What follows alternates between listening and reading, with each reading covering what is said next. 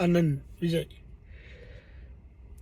சிவகங்கை சீமை சிங்கமரிமனினுடைய மைந்தன்.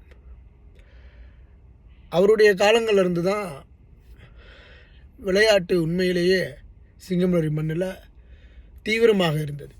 அந்த விளையாட்டிற்கு ஒரு மிகப்பெரிய ஒரு ஆயுத எழுத்தாக ஒரு அடையாளமாக இருந்தவர்.